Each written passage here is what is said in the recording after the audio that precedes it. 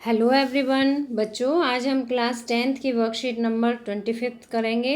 हमारा विषय सामाजिक विज्ञान, इसमें हम भूगोल के टॉपिक पढ़ेंगे। ठीक है, सबसे पहले मैं आपको एंट्रीज बता देती हूँ। आपको अपना नाम लिखना है, कक्षा अध्यापक का नाम लिखना है और दिनांक लिखना है 1 सितंबर 2020। तो बच्चों स्टार्ट करते हैं हम आज की वर्कशीट। ठीक है, हमारी वर्कशीट का टॉपिक है बच्चों विनिर्माण उद्योग। विनिर्माण का मतलब होता है बच्चों जो कच्चा माल होता है उससे जो भी निर्माण किया जाता है उन उद्योगों में, तो उन उद्योगों को कहते हैं विनिर्माण उद्योग। ठीक है, आप नीचे दिए गए अनुच्छेद को पढ़कर उत्तर दीजिए। आपको ये अनुच्छेद ध्यान से पढ़ना है और फिर इसके बेस पर सभी प्रश्नों के उत्तर देने हैं।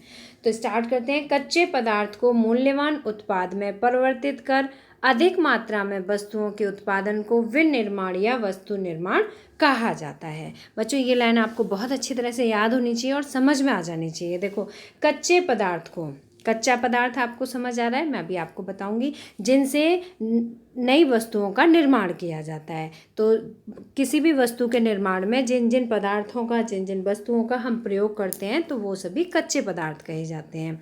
उसको मूल्यवान उत्पाद में, मूल्यवान उत्पाद मतलब जो चीज़ हम बनाने जा रहे हैं वह उत्पाद में परिवर्तित कर अधिक मात्रा में वस्तुओं के उत्पादन को, मतलब वस्तुओं के उत्पादन करने को क्या कहते हैं, विनिर्माण या वस्तु निर्माण कहा जाता है। ये लाइन आपको बहुत अच्छी तरह से याद होनी चाहिए। आप जानते ही हैं कि कागज़ लकड़ी से बनता है। अब देखिए बच्चों, जो कागज़ है वो आपको पता है किन किन चीज़ों से बनता है। जैसे कागज़ होता है वो बांस की लकड़ी यूज़ की जाती है, उसमें स्प्रूस है, चीड़ है और बहुत सारी घासें होती हैं, जैसे सबई है, एस्पार्टो है ना। तो इस तरह की घास, लकड़ी, चीड़, बांस, ये सभी प्रयोग किए जाते हैं किसमें, कागज़ निर्माण में। और भारत देश में जो कागज़ का निर्माण होता है उसमें तो अधिकांशतर बांस या सबई घास का प्रयोग किया जाता है। ठीक है, तो जैसे बांस है, सबई घास है, ये सब क्या है, ये है कच्चा माल। ठीक है, तो कागज़ किससे प्राप्त होता है, लकड़ी से। चीनी गन्ने से, चीनी आपको पता ही है, चीनी गन्ने के रस से तैयार की जाती है। लोहा इस्पात, लौह अयस्क आदि से। लोहा इस्पात मतलब लोहा से बने हुए कोई भी सामान जो होते हैं वो लौह अयस्क मतलब कच्ची लौह अयस्क धातु से बनाए जाते हैं, आदि से बनता है। द्वितीयक क्षेत्र के कार्यों में लगे व्यक्ति कच्चे माल को परिष्कृत और उन्नत वस्तुओं में बदलने में लगे होते हैं। ठीक है, द्वितीयक क्षेत्र मतलब जहाँ पर उत्पादन होता है, सभी उद्योग, फैक्ट्री, ये सभी द्वितीयक क्षेत्र में आ जाते हैं। तो इसमें जो व्यक्ति होते हैं वो कच्चे माल को परिष्कृत करते हैं, मतलब शुद्ध रूप देते हैं उसको और उन्नत वस्तुओं में बदलने में लगे होते हैं। विनिर्माण उद्योग इसी से संबंधित है। किसी देश की आर्थिक उन्नति विनिर्माण उद्योग के विकास पर निर्भर होती है। बच्चों देश की उन्नति कब होगी, जब देश में नए नए उद्योग खुलेंगे। और उद्योग किस क्षेत्र में होंगे, विनिर्माण मतलब वस्तुओं के उत्पादन करने में। जब वस्तुओं का उत्पादन देश में होगा तो क्या होगा, बाहर से माल नहीं मंगाना पड़ेगा, दूसरे देशों से नहीं मंगाना पड़ेगा, है ना, और हम दूसरे देशों को भेजने में भी समर्थ हो सकेंगे।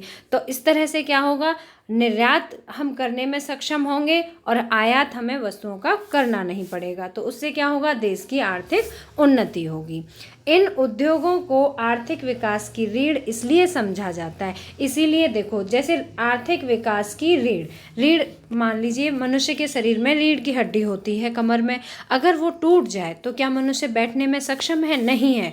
लेकिन रीढ़ की हड्डी अगर समर्थ होती है तो मनुष्य बैठ सकता है। ठीक है, तो इसी तरह से जो देश की आर्थिक उन्नति है, जो देश का विकास है, उसका आधार रीढ़ कहा जाता है, किसको, विनिर्माण उद्योग को। ठीक है, तो इस तरह से आर्थिक विकास की रीढ़ इसलिए समझा जाता है, क्यों, अब इसके कारण बताती हूँ। पहला कारण है यह कृषि के आधुनिकीकरण में सहायक है। बच्चों जो विनिर्माण उद्योग हैं ये क्या है, कृषि के आधुनिकीकरण में सहायक है। अब कृषि का आधुनिकीकरण का क्या मतलब हुआ, बच्चों आपको पता है जब पहले कृषि की जाती थी तो हमारे पास बहुत सारे इंस्ट्रूमेंट नहीं होते थे, जैसे फावड़ा है, कुदाल है, इनसे ही मिट्टी खोदी जाती थी, बैलों से हलों के द्वारा उसको जोता जाता था ज़मीन को। लेकिन आज सभी आधुनिक मशीन है ना, बीज बोने तक की मशीनें हैं, फसल काटने की मशीनें हैं, खेत को जोतने की, बोने की, सभी की मशीनें हैं। तो ये सब क्या है, यही आधुनिकीकरण है, मतलब मशीनों के द्वारा कृषि का उत्पादन करना। ठीक है, तो यह कृषि के आधुनिकीकरण में सहायक है। यह उसके लिए जरूरी तकनीकी विकास करता है। और जो विनिर्माण उद्योग है इसमें नई नई तकनीकी विकास मतलब नई नई मशीनों का निर्माण किया जाता है और जो कि कृषि के लिए बहुत अधिक जरूरी है। अब जब हमारे पास नई नई टेक्निक की मशीन होंगी, हमारे पास न्यू टेक्नोलॉजी होगी, तो क्या होगा, हम उद्योगों को बढ़ावा देंगे और हमारे आर्थिक विकास संभव हो पाएगा। अब देखो, ये एक कारण हुआ। दूसरा कारण है, यह देश में बेरोजगारी तथा गरीबी के खात्मे के लिए बहुत जरूरी है। ठीक है, अगर हमारे देश की आर्थिक उन्नति होगी तो क्या होगा, बेरोजगारी भी दूर होगी और गरीबी भी दूर होगी। इससे निर्मित वस्तुओं के व्यापार से विदेशी मुद्रा की प्राप्ति होती है। बच्चों, मैंने अभी आपको बताया कि अपने देश में सामान मंगाना क्या कहलाता है, आयात, और यहाँ से विदेशों को सामान भेजना क्या कहलाता है, निर्यात। ठीक है, तो जब हम निर्यात करने में सक्षम होंगे, हमारे यहाँ विनिर्माण उद्योग बहुत सारे होंगे, हम नई नई टेक्नोलॉजी की मशीनरी और वस्तुएं बना पाएंगे, तो क्या होगा, हम उन्हें विदेशों में भेजने में सक्षम होंगे, हम निर्यात करने में सक्षम होंगे। और जब हम विदेशों को भेजेंगे तो हमें बदले में क्या मिलेगा, विदेशी मुद्रा मिलेगी। और विदेशी मुद्रा मिलेगी तो क्या होगा, हमारे देश का आर्थिक विकास होगा। ठीक है, वे देश ही विकसित कहलाते हैं जहां विनिर्माण उद्योग अधिक हैं, उनको क्या कहते हैं, विकसित कहते हैं। ठीक है, अभी तक बच्चों आपको पता है भारत विकासशील देश है, विकसित नहीं है, विकासशील है, मतलब विकास की तरफ अग्रसर है, लेकिन अभी तक पूरी तरह से विकसित नहीं हुआ है। भारत का विकास भी औद्योगिक विकास से ही संभव है। भारत को अगर विकसित देश बनाना है तो क्या करना है, यहाँ पर बहुत सारे औद्योगिक विनिर्माण उद्योगों का निर्माण करना है। ठीक है, तो आपको आई होप कि ये पैसेज अच्छी तरह से समझ में आ गया होगा। अब चलते हैं बच्चों प्रश्नों की ओर। पहला प्रश्न है इसमें, विनिर्माण उद्योग जहां कुछ मामलों में कृषि पर निर्भर है वहीं कृषि के विकास में भी सहायक है, कैसे। तो देखो यहाँ पर आपके 4 प्रश्न पूछे गए। बच्चों, जब भी हम प्रश्नों के उत्तर लिखते हैं या पढ़ते हैं उससे पहले प्रश्न को समझना बहुत ज़रूरी है। तो एक बार फिर से ध्यान से सुनो, विनिर्माण उद्योग जहाँ कुछ मामलों में कृषि पर निर्भर है। देखो, विनिर्माण हम कैसे करेंगे, वस्तु का निर्माण हम कैसे करेंगे, उसके लिए हमें कच्चे माल की ज़रूरत पड़ेगी और कच्चा माल हमें कहाँ से मिलेगा, कृषि से मिलेगा। ठीक है, तो विनिर्माण उद्योग कृषि पर आधारित हो गया, वहीं कृषि के विकास में भी सहायक है। और कृषि का विकास कैसे होगा, जब हमारे पास विनिर्माण उद्योग के द्वारा नई नई तकनीकी के औजार होंगे, मशीन होंगी, तो इस तरह से ये एक दूसरे के सहायक हो गए। ठीक है, एक सिक्के के 2 पहलू हो गए, विनिर्माण उद्योग और कृषि। अब दूसरा प्रश्न देखिए, मैं अभी आपको लिखित रूप में सभी प्रश्नों के आंसर दिखाऊंगी। विनिर्माण उद्योग को क्यों आर्थिक विकास की रीढ़ कहा जाता है। अभी हमने पैसेज में पढ़ा था कि जो विनिर्माण उद्योग हैं उनके बढ़ाने के लिए, उनके देश में होने के लिए बहुत सारे कारण हैं। ठीक है, तो अभी हमने कुछ कारण पढ़े थे, उन्हीं कारणों की वजह से विनिर्माण उद्योगों को आर्थिक विकास की रीढ़ कहा जाता है। अब प्रश्न नंबर 3 देखिए, आप अपने जीवन में प्रयोग करने वाली ऐसी 5 वस्तुओं के नाम बताइए जो विनिर्माण उद्योग द्वारा निर्मित हैं। बच्चों, अपने चारों तरफ, अगर आपने वर्कशीट को ध्यान से सुना है तो अपने चारों तरफ नज़र घुमा कर देखिए, आपके सामने जितनी भी वस्तुएं हैं वो सभी विनिर्माण उद्योग के द्वारा ही मिली हैं आपको। ठीक है, अब 4th क्वेश्चन है, अभी मैं आपको लिखित रूप में दिखाऊंगी तो आपको सही से समझ में आ जाएगा। आपके शहर में या आपके आसपास कौन से विनिर्माण उद्योग हैं। तो इसका पहला प्रश्न है, विनिर्माण उद्योग जहां कुछ मामलों में कृषि पर निर्भर है वहीं कृषि के विकास में भी सहायक है, कैसे। अब मैं आपको सभी प्रश्नों के उत्तर लिखित रूप में दिखाऊंगी। देखो, पहला प्रश्न है कि विनिर्माण उद्योग कुछ मामलों में कृषि पर निर्भर है वहीं कृषि के विकास में भी सहायक है। अब देखिए, कृषि पर किस तरह से निर्भर है, कच्चे पदार्थ को मूल्यवान उत्पाद में परिवर्तित कर अधिक मात्रा में वस्तुओं के उत्पादन विनिर्माण या वस्तु निर्माण कहा जाता है। ठीक है, वो उत्पादन को क्या कहते हैं हम, या तो विनिर्माण कहते हैं या वस्तु निर्माण कहते हैं। बच्चों, जब आप लिखते हो, लिखने से पहले एक बार वर्कशीट को पूरी को, जो आप वीडियो देख रहे हैं इसे पूरा ध्यान से सुनो और सेकंड टाइम में आप लिखो, तो आपको ये जो आप पढ़ रहे हैं, आपका सिलेबस है, आपको परमानेंटली लर्न हो जाएगा। ठीक है। अब नेक्स्ट देखिए, विनिर्माण उद्योग कुछ मामलों में कृषि पर निर्भर है। कैसे निर्भर है? जैसे कागज के लिए लकड़ी, अभी मैंने आपको बताया था कागज किससे बनता है, बांस से बनता है, सबई घास से बनता है, स्प्राउट से बनता है ना, बहुत सारी घासें होती हैं और लकड़ी होती है जिनका प्रयोग किया जाता है। और इसके अलावा चीनी के लिए गन्ने, लोहा इस्पात के लिए लौह अयस्क व कपड़े के लिए रेशम व कपास पर आधारित है। जो मान लीजिए कपड़ा है, कॉटन के कपड़े हैं, किस पर? कपास पर आधारित हैं। और कपास कहाँ होती है? कृषि में, ठीक है। और जैसे रेशम के कपड़े हैं, रेशम के पर्दे हैं, रेशमी बेडशीट हैं, तो वो सब कैसे बनती हैं? रेशम से। और रेशम किस पर, रेशम कैसे प्राप्त होता है? मलबरी के पेड़ पर, शहतूत के पेड़ पर जो कीड़ा पाला जाता है वो रेशम का उत्पादन करता है ना। इस तरह से इसके बाद देखिए, कच्चे माल को परिष्कृत करने व नए सामान का निर्माण ही विनिर्माण उद्योग कहलाता है।